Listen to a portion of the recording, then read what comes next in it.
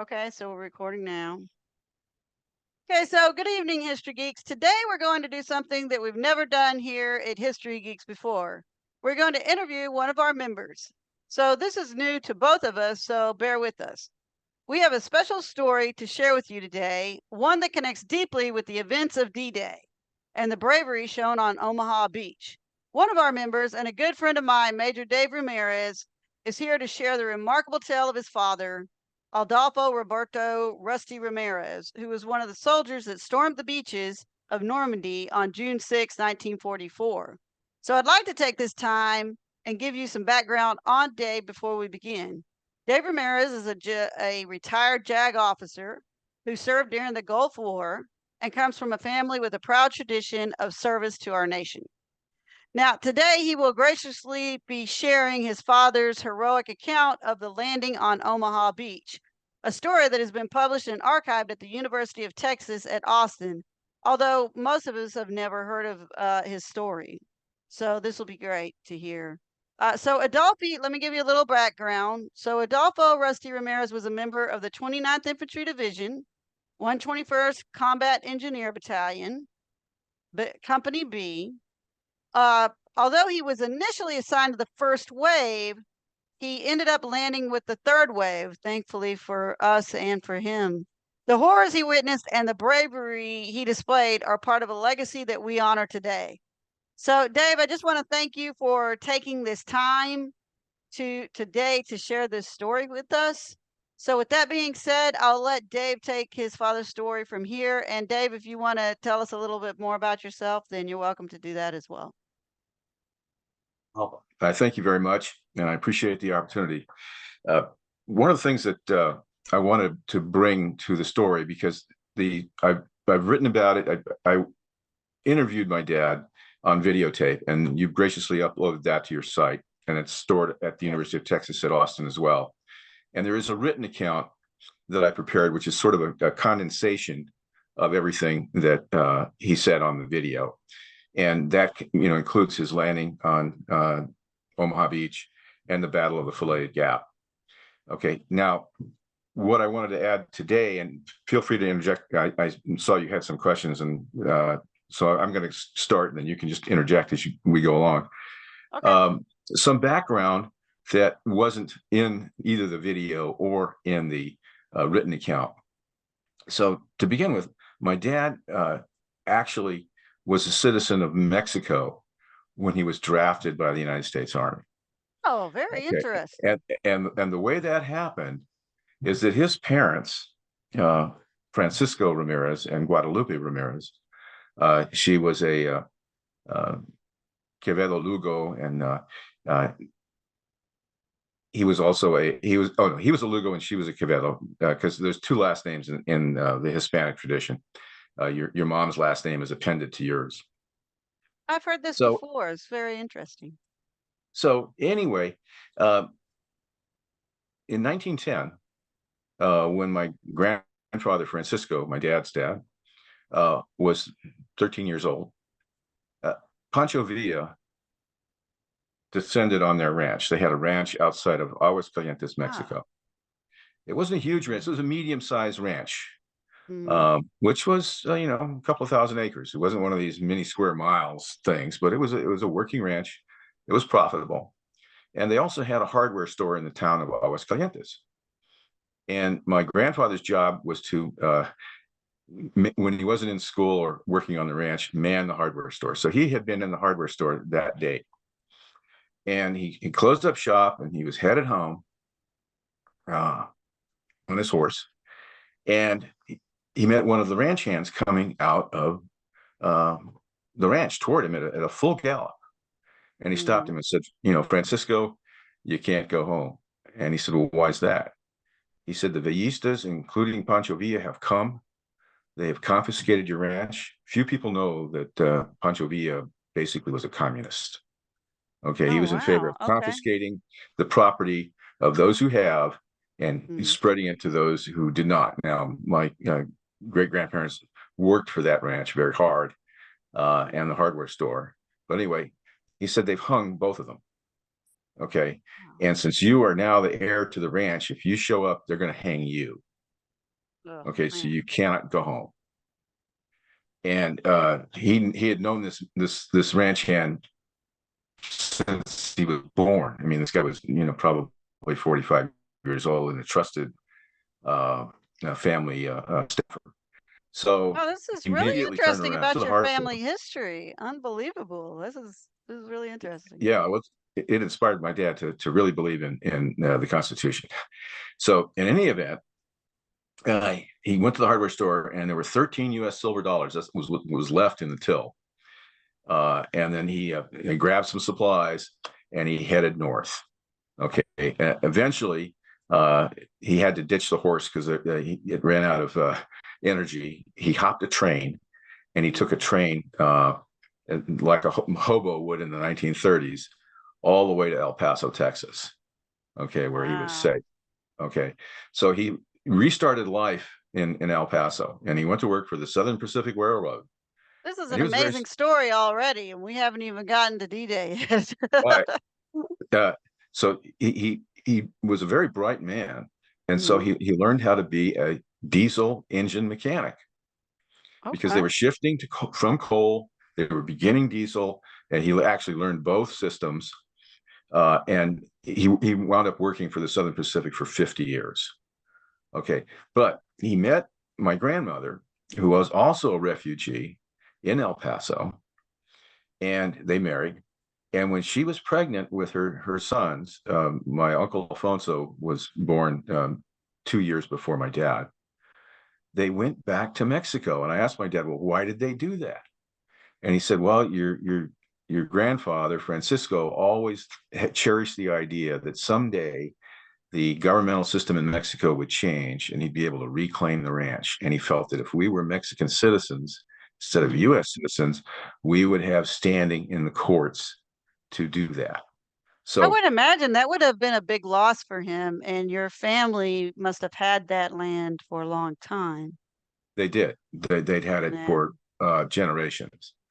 Well, in any event, so both of them. So when time came for my dad to be born, they went back to Aguascalientes. That's where he was born. Right after he was born, and as soon as they were able to travel, they went back to the United States because the country in the 1920s was still ruled by competing warlords, and one of them was Pancho Villa. Oh, Okay, okay. and and Unfortunate.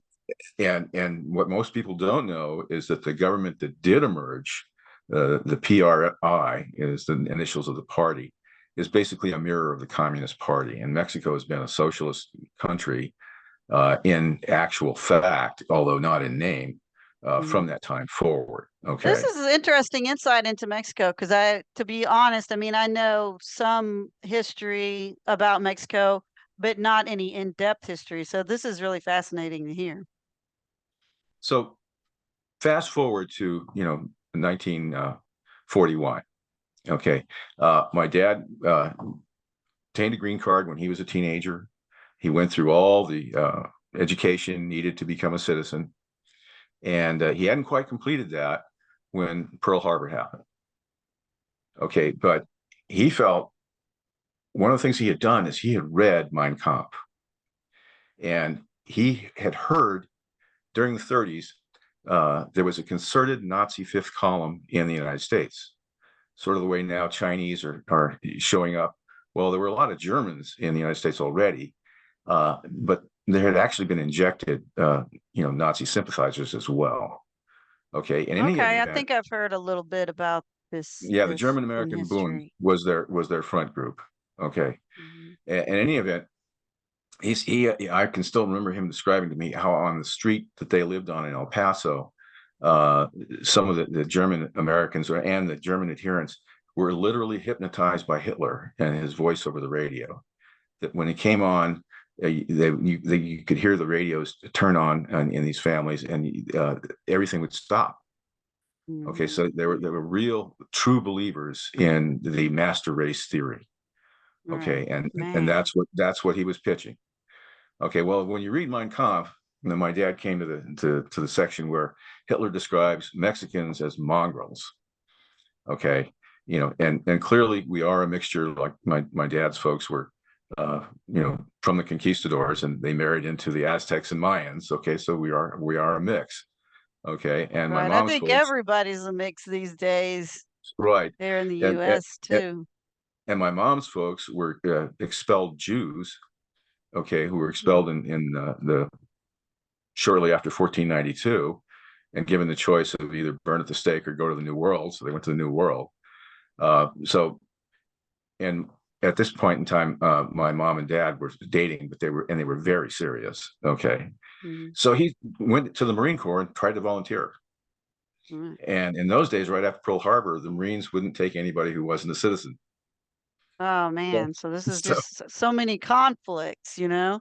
yeah, so he then went home and waited, and lo and behold, 60 days later, the United States Army sent him a draft notice. Greetings from Uncle Sam. Okay, so he reported for induction. He trained at Camp Belvoir in Virginia. Oh Uh, wow, that's just right up the road from me. It's only right, about an hour away. and he completed uh, his process of citizenship. Okay, so he was sworn in as a U.S. citizen, and actually, I have a picture of him, him and my mom at Camp Belvoir, Fort Belvoir, I guess it's called now. I don't know how to get that clearly into the, Oh, that's such a nice picture. yeah. Wow, that's a really nice picture. Thank you. Very good looking parents. Thank you. And you can tell from the old cars in the Yeah. background, if you can see that, uh, that this was, you know, uh, early 42, Yeah, this late picture looks 41. like something you'd see in the movies these days, about World War II or, in Life magazine, when they were starting and coming back from the war. That's a very nice picture. Thank you. So anyway, They he look shipped very in out. love. They were. Mhm. So he shipped out, and his first assignment was to occupy Ireland, Northern Ireland. Okay. And he was selected because he was a Roman Catholic. Okay. Okay. And so what had happened is Churchill realized that Ireland, at least the coast along that adjoined Britain, Oh, would make an ideal yeah. invasion ground if the Nazis seized it. And he couldn't afford to inject British troops because he already Mhm. had a lot of problems with British troops. The Irish had successfully revolted finally, and they Mhm. had their Yeah. own independent republic. So then there was lots of tension. So they had to use American troops. So that was his first That's a good idea. mission, his first military mission. Well, then after that, he was stationed at a place called Tidworth in England. So after the That sounds occupation of Ireland, familiar. there's a That there's sounds a familiar. there's a military base there still, and I understand from some British folks that I've met on my European travels that the Tidworth tattoo is still a British military tradition. So there is at least a British military Okay. base, and there was at one time a U.S. Army base with the 29th Infantry Division stationed at Tidworth. Okay. Okay, and that's where Interesting. he awaited D-Day. And uh, as described by him in the video, he made the landing on June 6th as part of the third wave. And in looking back and recollecting his other recollections, it was mainly, he felt, because he was extremely observant that and quick thinking that he survived. He always Oh, had I this imagine. he always had this saying for us kids: think fast. You're going to think Right. fast and Yeah. be decisive. So uh, Probably saved his life, right? yeah, he said he saw people hit the beach, and then instead of using their training and crawling in a prone position up the beach, they stood up and tried to run, and they ran in Oh, right into the man. German machine gun fire. Yeah. And then he also observed people that when they were let off their LSTs too early, and they were carrying 100 pounds of gear.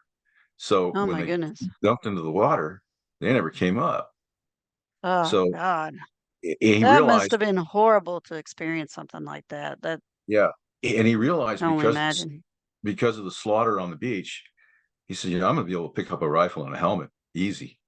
So he ditched Yeah. everything all of his equipment, jumped over the side, okay, and basically swam pretty much underwater to shore, and then crawled on and got himself an M1 Garand and a helmet. And from then on, that he said he always followed his training. He stayed as low to the ground as he could possibly stay. Well, you got to be brave to even move forward, right? With all this like firing going on at you, the Germans are firing at you. Just to be able to move forward must take a lot of bravery, because I'm sure some people were just frozen. Like, oh my God, what do I do? I know I need to move forward, but if I move forward, I could get shot. Right. And one thing you have to say is that he certainly had guts. I mean, Yeah, there's definitely. no doubt about it. He was Definitely a brave he was one of the man. bravest guys to walk the earth, I think. And I know I've posted this picture on Facebook a couple of times. Mhm. Um, Oh yeah, I've seen this. Yeah, because I posted this actually at our Alaska National Guard Facebook page. Yeah, that is a nice picture of him. Now, is this after D-Day? Where is he at in this picture? he is in Frankfurt, Germany, and this is May the 10th, Wow. 1945. This is two Okay. days after the surrender. And Wow. if you look carefully on his hip, there's a Luger holster, Okay, because yeah. Yeah, I see it. he captured a Luger, and he figured that he could easily get a surplus 45, which was Oh my goodness. his favorite weapon was a 45 caliber pistol. But Oh, was wow. a war trophy, he managed to capture, and I saw it when I was a little kid, and my dad did sell it to make a down payment on a car. It was all matching. It was a beautiful a firearm, and he got top dollar Ah. for it. But Wow, in man, any that would have event, been nice to have that today, but it went for a good cause. yes, it did. It did. It absolutely did. And one of the interesting things that I saw is that if you look at the difference, I don't know if this was going to come across on our video, between him, okay, that's a very young man. He's 22 years old. Okay, you can see the youth in his face. Yeah. And then over here, this Oh, man, that is a good point. he looks 35, He maybe, does. maybe So, 40. okay, I didn't realize, and you probably said it in the beginning. Did you say he was 22? He That's was right, because you 22. said he was very young. He was 22 when Wow, he was at Fort Belvoir. Okay, so he's that 24 is when he hit the beach. insane. So I know that stress really affected him. Okay, So, yeah, that was a question I was going to ask you. How did your father cope with the memories and trauma of D-Day in the years following the war? Did he talk to you about it at all? Did he say anything? as we were growing up, the answer is no. We would ask him, "Well, Mm, what did you do in the army?" He said, "Oh, I was in the army." yeah. And we'd say, "Well, what did you do in the war?" He said, "Well, I was an engineer." Wow, Uh, that's all he said. yeah, and then we'd ask him about the war. He says, there are better things to do with your life than war." Wow, yeah. And that's all he said. Yeah, good And, point. and then when we were Spoken older, like a true hero. when we were older, and the Vietnam War was raging, and I was Mhm. becoming draft age, and so was my brother. And this takes me back to one of the things that I was really showed his commitment as a real patriot. Since they were both citizens of Mexico when December 7th, 1941 occurred and we got into the war, Yeah. my dad could have gone to Mexico and waited out the war. That is a good point. He had citizenship. His He could his have just left. his older brother made Mhm. that decision. He left and went to Mexico. Oh, wow. My dad, because he read between the lines and Hitler isn't so much between the lines if you actually read Mein Kampf. Yeah. Uh, when you read Mein Kampf, you realize he's going to make every race subservient, basically slaves to the master Right, race. yeah. He said, "You Yeah. know what? I am not signing up for this. I believe in the as raunchy as the U.S. was at that time. Yeah. Okay, because we had a lot of discrimination Right. against blacks, against against Native Americans. Right. I mean, you couldn't sell alcohol to a Native American. There were lots of places they couldn't go, and Good Hispanics. point. Okay. Yeah. But they weren't slaves. Okay. Right. And Yeah. and things were getting better. Things were improving. Right. So my dad said, okay, well, you got a choice here. A world that can be dominated by slavery or Right. a free world. Okay. Right. As, Exactly. as That is a imperfect as good it point. was, Right. so when it came down to it, he said, okay, I'm tossing my chips in with the free world. So he Right. did. And That makes uh, sense. That's very brave of him. But like you're saying, I mean, once German and once Hitler and the Germans came over, once they were done with the United States, they would have invaded Mexico as well. well, they So were out for total world domination. And no yeah, question about it. No yeah, question about it.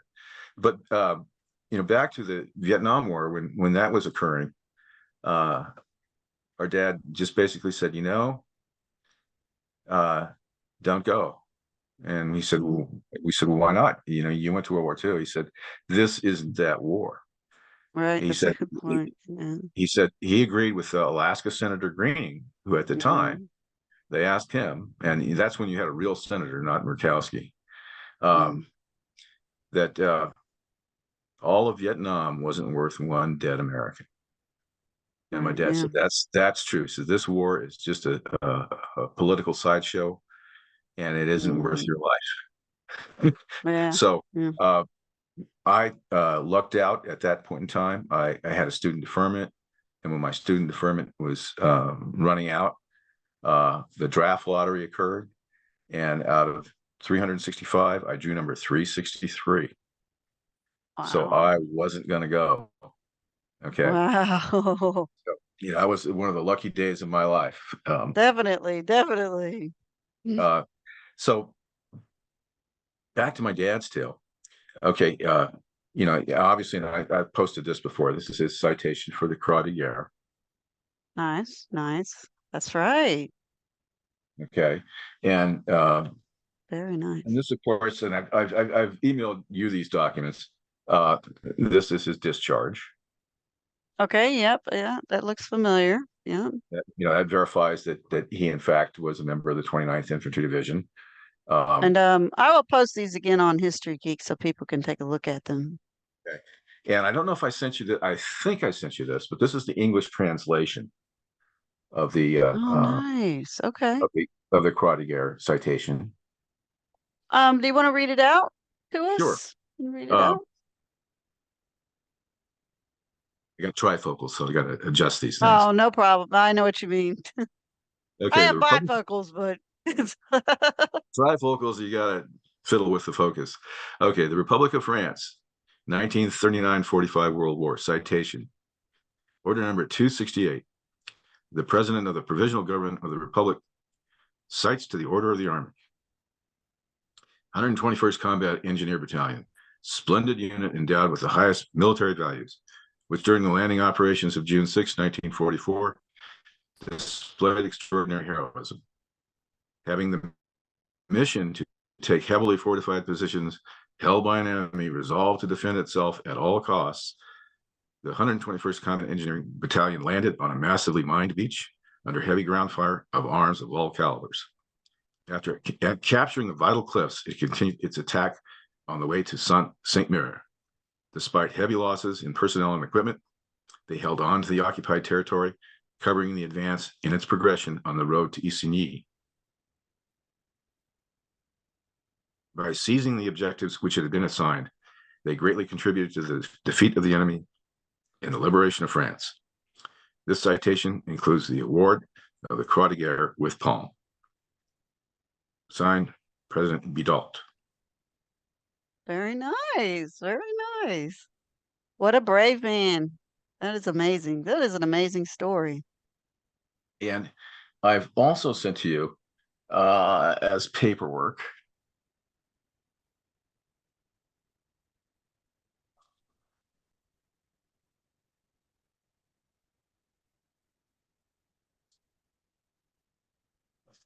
This is the official list of his citations and awards, which we knew none about. I mean, Right. literally, and it wasn't until because you asked how he dealt with it. He had an explosive temper, but he didn't drink. Now he Wow. would later on he would compulsively eat. He Okay. didn't become Jabba the Hutt, but Mm. he probably carried around on him, 30 extra pounds he didn't need. Okay. Okay. Yeah. Well, But people deal with stress and PTSD in different ways. yeah, but so earlier when we were younger, he seemed to bury it better because he was very involved in his work with Standard Oil Company. It was and in raising a family, and he was our scoutmaster, and Oh, that's cool. he took us on all these camping trips, and I kind of wondered why my dad was such a super camper, but he'd camp out all the way from Normandy to Frankfurt. Okay, so I Yeah, mean, yeah. he The best could make it. camper ever. Yeah, he could make a mulligan stew better than anybody. He was good at it. He really was. Light fires, all that stuff that they teach you in Boy Scouts. He could do all that big time. But one of the things that is really to me indicative of this is his European campaign medal. Let's see.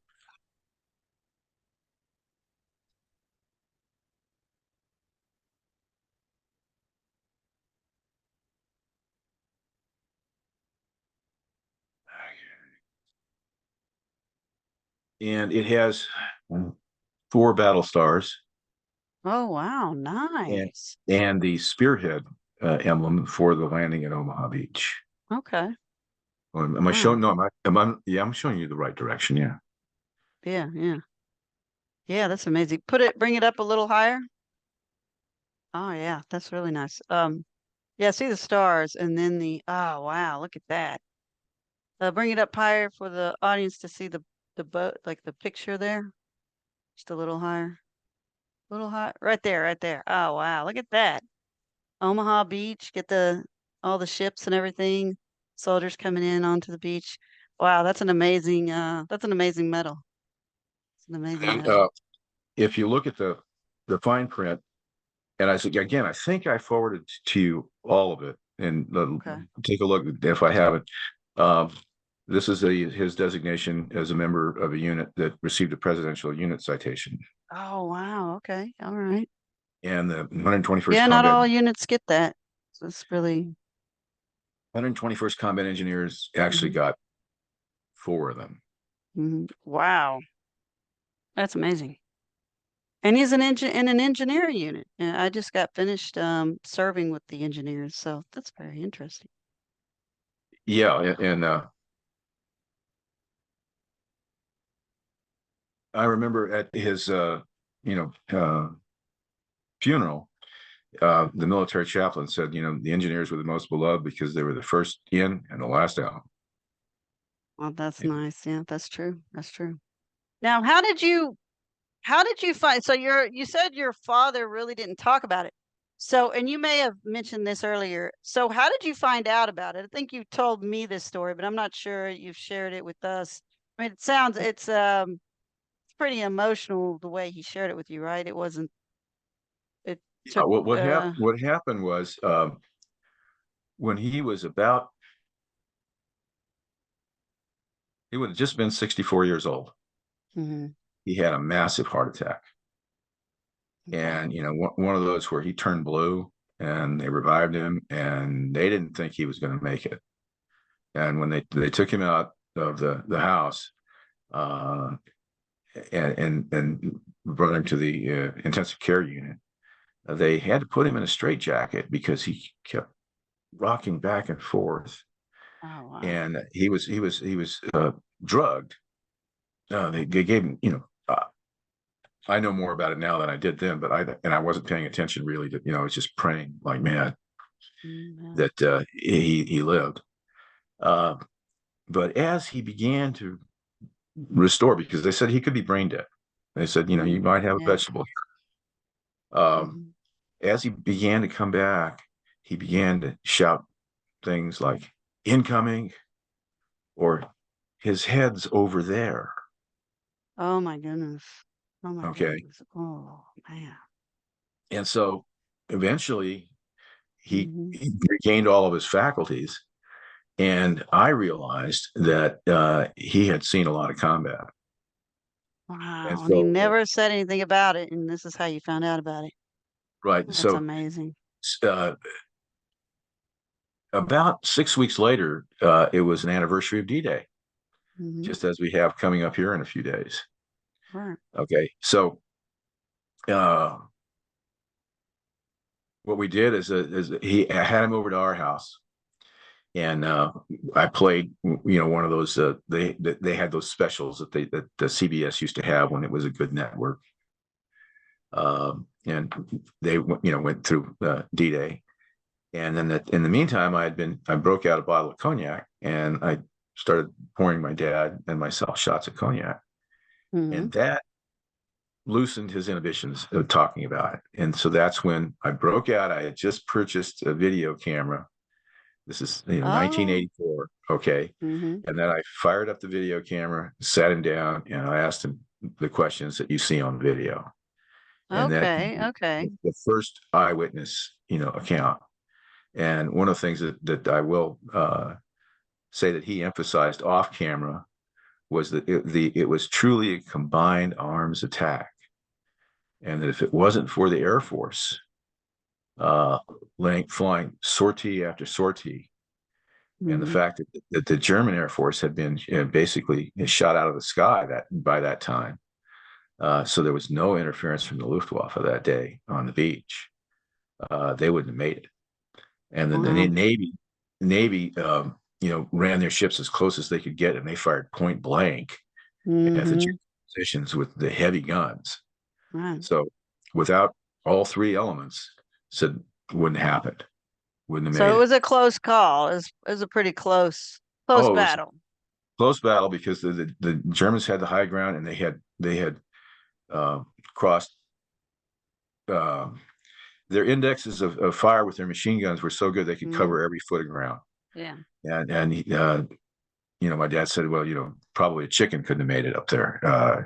He Yeah. did count himself the Mhm. luckiest man alive to have survived that. That is amazing. That reminds me, our admin, Ron Burnham, he's British and he went over to visit Omaha several years ago. And he was just telling me recently about when he looked up at the cliffs of where like the soldiers were going to have to climb up. He said that was just insane. Like it's amazing that they were able to even do that because you're just looking, straight up these cliffs and that is one other thing I'm gonna have him come on sometime later on in the year and, describe the Omaha Beach that he saw because it's pretty interesting story. But, And and yeah, this is amazing what your father went through. and here's some things that were actually within the had on himself that day. His compass. This is a wrist compass that all the soldiers that hit the beach that day had. It still works. Wow, that's pretty amazing. And let's see.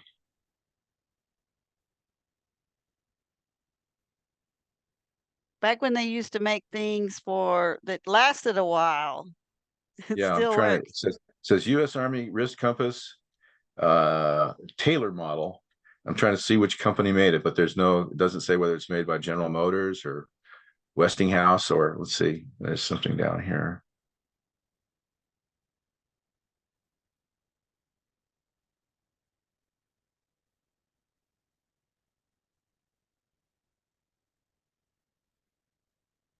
There is something there, but my eyes are not good enough to read it. Mhm. So there is a company, but yeah, the fluid still holds, and Wow, that that's saw amazing. actual combat from D-Day all the way to the surrender. That is amazing. And Definitely need to hold on to that. this is the St. Christopher medal that he wore Okay. around his neck, Oh, nice. Wow. Okay. and he wore That's very that nice. from that point on to the end of his life. Very brave man. Absolutely. And that brings us to the reason that I sent you that account of the liberation of Dachau. Mm-hmm. Okay. Because Yep. one of the things that's not in the tape is that this was several months later. Okay. He was at our house again, and we were watching a Nuremberg trial retrospective. And I'd been a lawyer at this point for over 10 years, and he was very proud of the fact that I had graduated from Stanford Law School and become a lawyer. That is And amazing from what, he had to do to get over here and then everything that he did. And then for you to be a lawyer, a JAG lawyer, in the U.S. Army. So it's pretty amazing. Well, he was a scholar in his own right. He had a bachelor's and a master's from Cal, Mm. courtesy of the GI Bill. Wow. So that's really good. That's And of awesome. course, when he went to University of California at Berkeley at that time, Hmm. it was a conservative school. It was Oh, not. wow. It was not the Berkeley we think of today. I mean, this Hmm. is a Yeah. place that were liberals. There obviously were liberals, but there were so many GIs in the Hmm. student body that it was a very conservative school. Not like what we think of Berkeley today. Um, But he was but right. Things moved forward and got better, and he got his degree. So that's really good. yeah, that's true. So we were looking at the film, and it was, they were playing the actual black and white, pictures of, Hermann Goering in the dock and Albert Speer and Vladimir Sacht and you know all the big shots. And I said, well, Dad, how come? What happened to the sergeants, the lieutenants, the captains, the majors, and the colonels that actually ran these camps? How come you're only getting the big shots here? What Right. happened? What happened to those folks? I've always thought of that myself. Like, I mean, it's just not the officers, right? Oh, yeah, it's not the minister of armaments, or Right, right. it's, yeah. Although they were definitely responsible. I mean, they put it all in motion. But the guys that were, in these camps running them, what happened to them and the gals? Yeah. And he said, well, we gave them GI justice. I said, well, Dad, what's Mhm. that? Yeah. He said, well, we liberated a camp, and the actual name of it, for the record, um, he didn't recall the name, but it's called Dinslaken, Dinslaken. And Okay. the 29th Infantry Division came across this camp. And he described to me, he said, he said you could smell it Yeah. a long way away. Oh, man. And he said the other thing that was, and to the end of his days, he wouldn't, except for the stuff he brought home from Germany as war booty, he Hmm. wouldn't he wouldn't buy a Volkswagen. He wouldn't buy German products. He absolutely refused to have anything to do with anything German. Now, he had Germans that were friends. There was a German Yeah. war bride across the street that was a good friend of his, but Hmm. he would not do anything to support the German economy. Hmm. Period. Okay.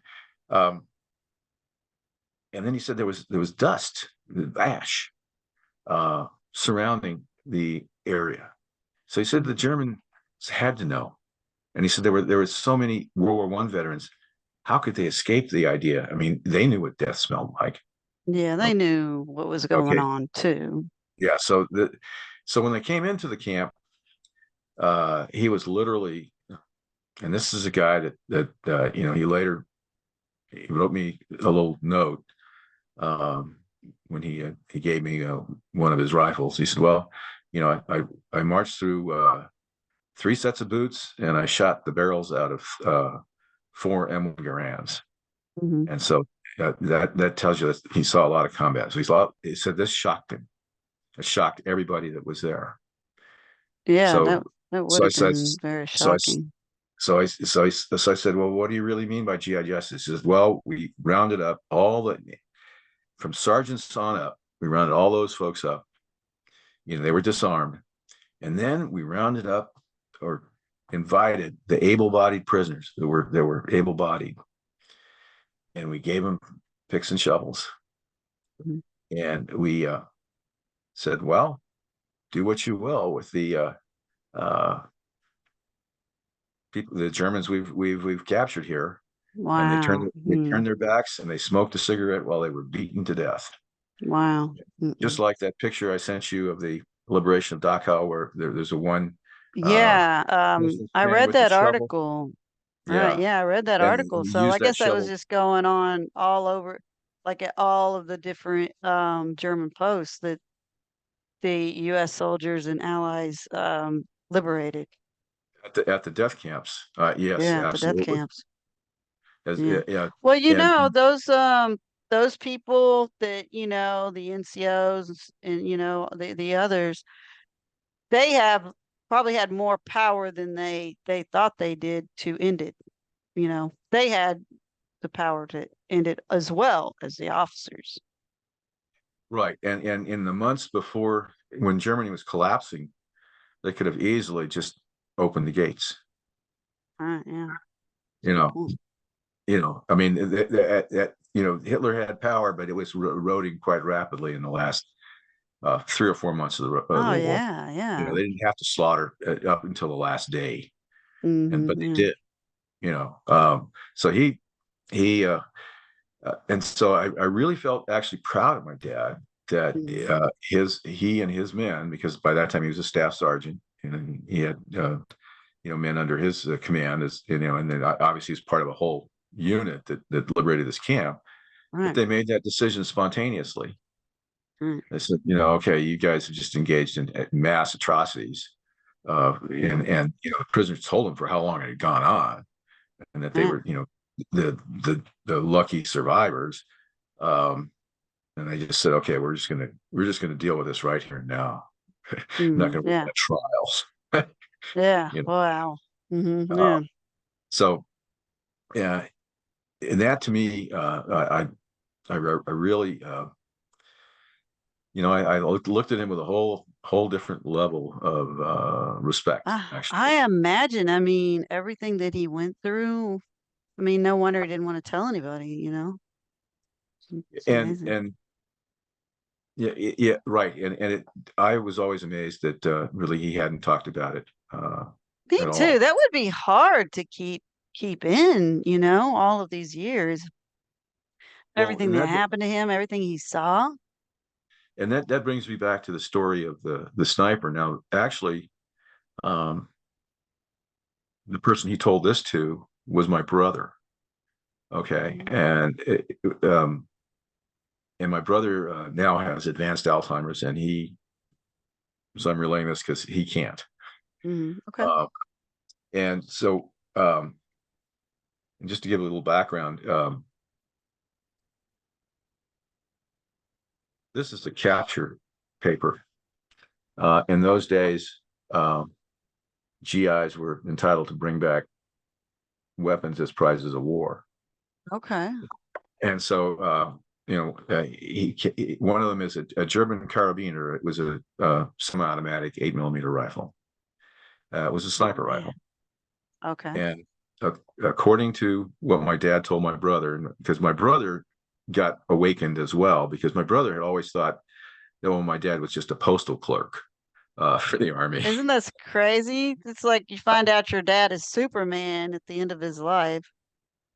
Um, and so he had asked my dad, how he acquired this sniper rifle, because we had known that it was my dad's deer hunting rifle all through the No. 50s and 60s. And he killed a Right. few deer with it.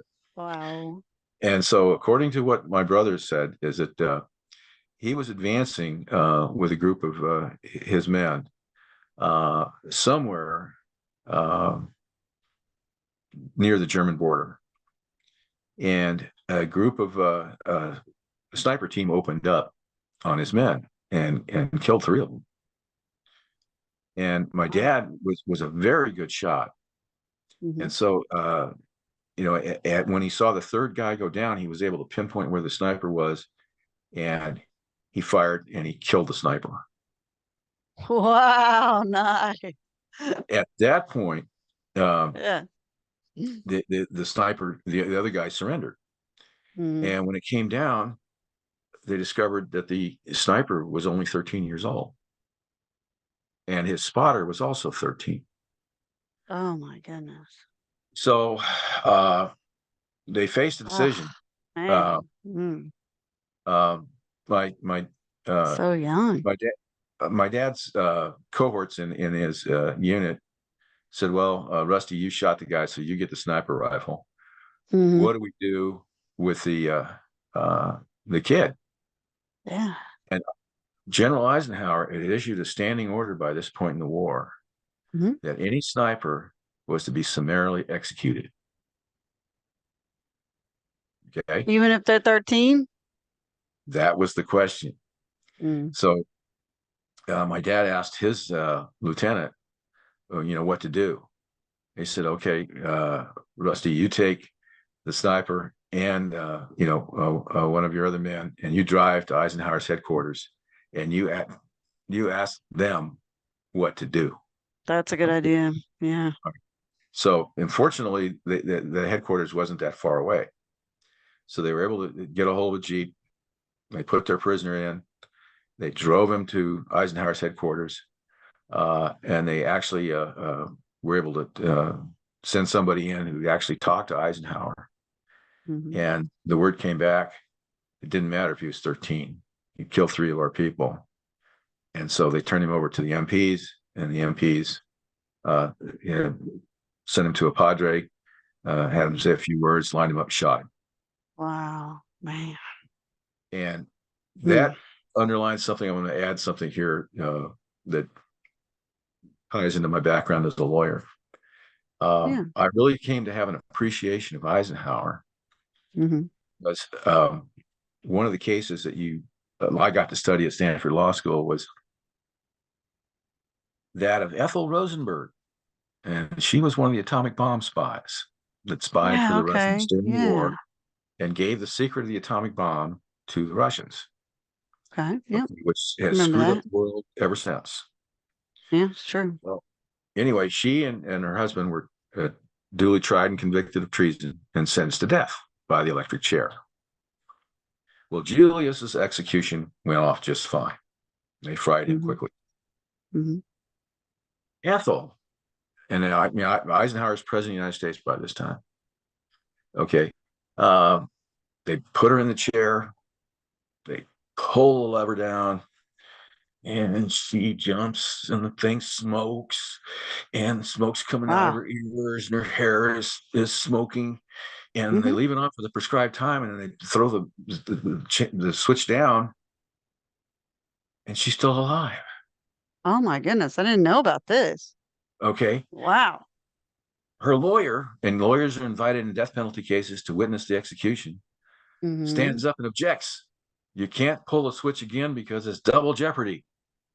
Wow, is that true? Okay, well, there's a double jeopardy clause in the Constitution, provided, Mhm. well, if you enforce the Constitution. Uh, okay, so they decided, well, what are we going to do? Yeah. Okay, so this is at a military prison. They call up President Eisenhower, and they say, okay, we're still here in the execution chamber. Apparently, um, she survived this first attempt, and her lawyers around a double jeopardy. What do we do, President Eisenhower? Mhm. And he said, pull the lever again. Okay. And so and keep it down until she's dead. Mhm. Yeah, yeah. Okay. And he went on to explain to the caller. He said, I believe she's responsible for the Korean War and the loss of 50,000 soldiers plus.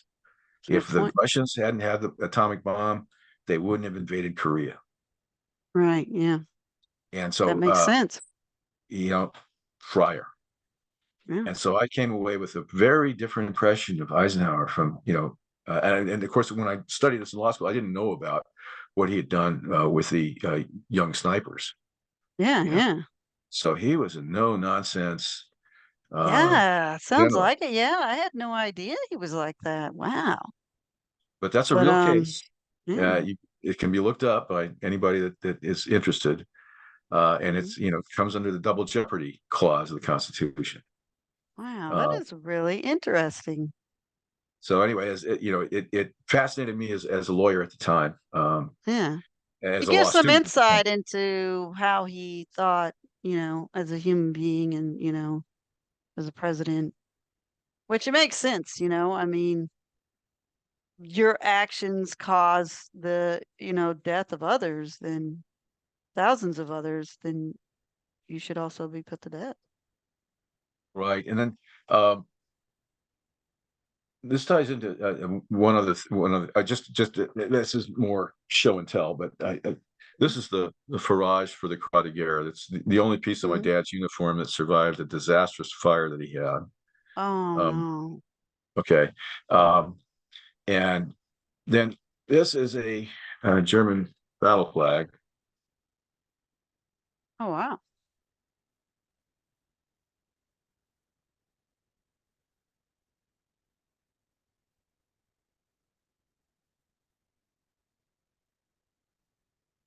and it's a German Navy flag. Oh, nice. Get that. So, okay, so how did he come about that? Well, actually, this is a replacement. It's kind of an interesting story all by itself. Um, he had a very similar one that he captured somewhere in Bavaria. Okay. Okay. When they were going through Bavaria. And when I was in the 6th grade in Richmond, California, Mhm. um, he let me take it to school for show and tell. Oh, no. Okay. Uh, one of the teachers, one of the teachers said, "Oh, well, let me take that for you while after the show and tell, and you can, take it home with you when you go." Yeah. Well, when I came to take it home, oh, he couldn't find it. No way. Yeah, yes way, unfortunately. Okay. Stole it? So, yep. And my dad was obviously, he never let me take anything again. uh, Oh my he, goodness. he was livid. Okay. And nobody would fess Yeah. up to it, to where it went. Yeah. Well, about 5 years, no, it's 3 years ago, we Mhm. had our bathroom remodel, and our contractor, Mhm. he and I started talking, and I told him, he was a history buff. Yeah. And I told him my dad had served, and he had once had a Nazi battle flag, and he said, um, he said, I'm a collector, and I remodeled a Jewish veterans home, and this man and his wife didn't have any children, and so when he heard I was a history buff, he said he had captured this flag somewhere in Germany, Oh, uh, wow. and he said he gave it to me. Oh, And he said, my kids are not interested in anything to do with World War II. yeah. And so, because you have somebody that actually participated at a very, very serious level, he said, I'm going to Mhm. give it to you. So he gave it to me. Wow. Well, So, that's really nice of him. What a great thing to so, do for somebody. so that was, that's how it came. This one came to be in my possession, but, I truly wish that's one of those things I wish I'd never taken to school. Um, Yeah. that was that was that But was who that would was think that someone would do that? Take a kid's, historic artifact, steal a yeah. kid's historic artifact. No, yeah, yeah, that was I yeah, it was to this day it still brings it's not a great memory, but in any Yeah. event, at least serendipity intervened, and wound Yeah. up with a replacement that was also seized in Germany. So Um, that's good.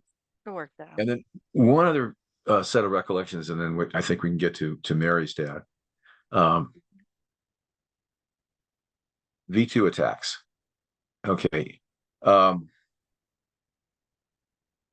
Sometime in October of 44, uh, and this was during a lull in the fighting. And then the 29th Infantry Division, I don't know if anybody that's interested can read Stephen Ambrose's book called The Citizen Soldier, which has a large section about the 29th Infantry Division.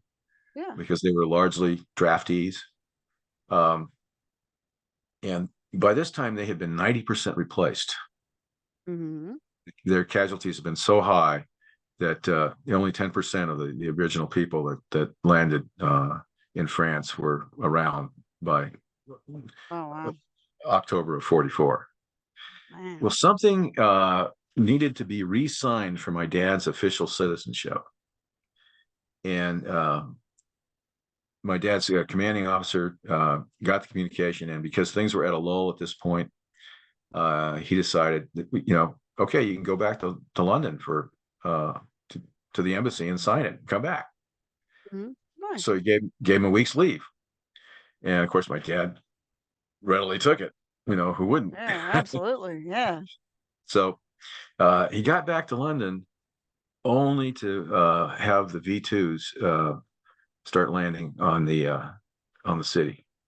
Oh. And he had lived through other German bombings because he was stationed in the British Isles from the time of Ireland until June of 44. Okay. What year was this that this happened? This was October of 44. Oh, okay. So this is several months after the D-Day landing. Yeah. Okay. And he's back in London. And he said during regular German bombings, he said the British, were just as iron-hearted as could be. He said he really admired their spirit. And he said the way they conducted their shelters is, he said, if there was any room for any breathing soul to get in, they let them in. Okay.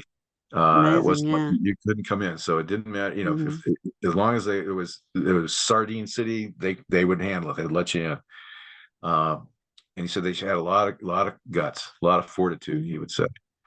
But I remember my teacher talking about that in high school, that they really they had some amazing fortitude during World War II to handle what they did.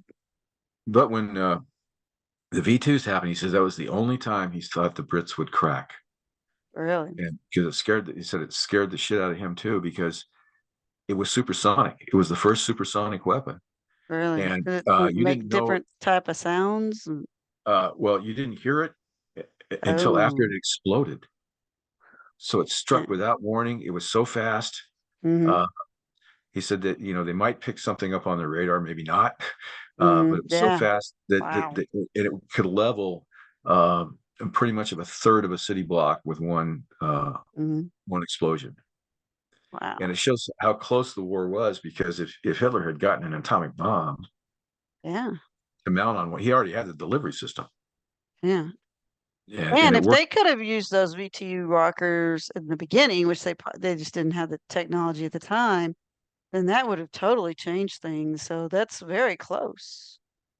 Right. If they had been able to use those in 1941, 41, they might have cracked the British. But he said it was extremely nerve-wracking. So he was actually glad to return to the front. But I asked him, I said, well, could you? My dad was an artist. That's what he got his bachelor's and master's. In fact, here's one of his small efforts. And I say small only because it's small in size. There's two of them.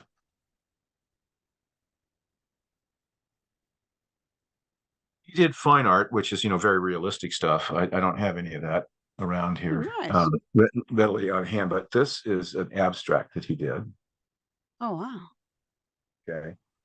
Oh, I see it. There's a woman. Well, there's a lot of different people in there. Yeah, I'm seeing a lot of different things now in it. Wow, several different people are in that. First, it just looked like some paint kind of swirled around, but now I see the different people and what they're doing. Wow. And then, Mary, you're about to be up here.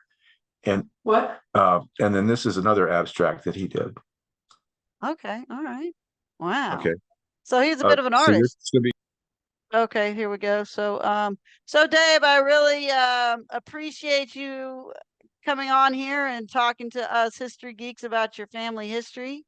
And this is just really opened my eyes about, certain history that we don't really know about. We don't really know the details.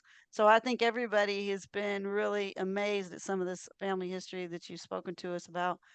The OSS thing and, the landing on Omaha Beach was just that was very eye-opening. So I really appreciate you coming on and telling us about your family history. And what a great military family history you have. So thank you very much.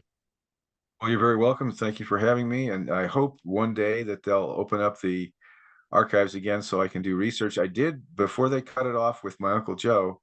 Hmm. They did send a notice that they had found some records, but they were partially destroyed in a fire. And when I submitted an additional fee, I sent an additional fee in for them to try and reconstruct the records. And then after that, I received this administrative notice that, after that, they were no longer going to do that for people that were not next to kin. So end of story. That's too bad. I'm So sorry to hear hopefully they'll about change that. that so that people like me that are a nephew uh, can go ahead and send it in and Oh, get the yes, information. absolutely, because I love doing family history research. So, definitely hopefully change that law so we can, really get some details on our family history on other family members. Well, thank you very, very much. Appreciate it. Oh, And thank we you. better sign off here because I know we have miles to go before we sleep today. We got lots of things to do, and I'm All sure you do righty. too. Me too. All right. We're